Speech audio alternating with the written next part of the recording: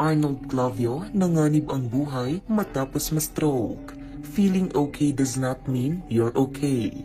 Ito na lamang ang naibahagi ng GMA News anchor na si Arnold Clavio na mas kilala sa tawag sa kanya na si Igan matapos nitong isapubliko ang nangyaring life-threatening situation sa kanyang kalusugan. Kamakailan ay naging kapansin-pansin ngang hindi napanood si Arnold Clavio sa kanyang mga show sa telebisyon at ang dahilan ay dahil sa nagkaroon pala ito ng kritikal na kondisyon. Sa isang post sa social media na ibinahagi ng broadcaster, isiniwalat ni Arnold Clavio na siya ay nagkaroon ng hemorrhagic stroke noong June 11, 2024. Ayon sa kanya, ito ay isang regular na araw lamang para sa kanya. Pauwi na siya mula sa East Ridge Golf Course nang maramdaman niya ang pamamanhid sa kanyang kanang braso at binti.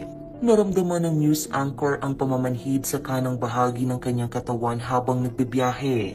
Ibinahagi nito na hindi na umano niya nararamdaman ang kanyang mga paa na pumipisil sa gas pedal at preno ng kotse. Dito ay huminto nga siya sa isang gasolinahan. Pumunta siya sa banyo upang tingnan ang sarili. Nahihirapan siyang maglakad patungo sa banyo at kinailangan niyang kumapit sa kung anumang pwedeng kapitan habang papunta. Tiningnan niya ang kanyang mukha sa salamin kung ito'y distorted at ang kanyang mga mata kung namumula. Sinabi ni Iga na ang kanyang mukha ay maayos kaya bumalik siya sa kanyang kotse, ngunit hirap pa rin siya. Mula Antipolo, sinubukan niyang maingat na magmaneho at nagplano siyang huminto sa unang ospital na madaanan. Nagmaneho siya sa kahabaan ng sumulong highway hanggang sa marating niya ang emergency room ng Fatima University Medical Center. Ibinahagi ng veteranong news anchor na siya ay sumailalim sa ilang pagsusuri at ang mga resulta ay nagpakita na ang kanyang blood pressure ay nasa 220/120 habang ang kanyang blood sugar level ay umabot sa 270.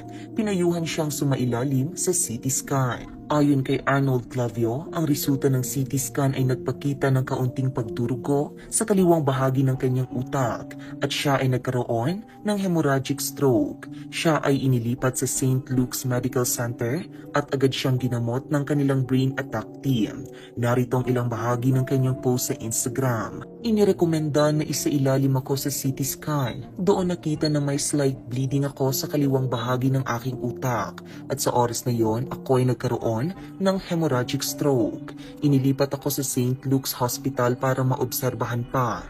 Agad akong inasikaso sa ER ng kanilang brain attack team at dinala sa acute stroke unit ng hospital para ganap na bantayan ang aking BP at sugar.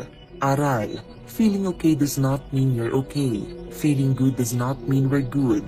Listen to your body. Traidor ang hypertension. Always check your BP. Thank you, Lord. I personally experienced your miracle.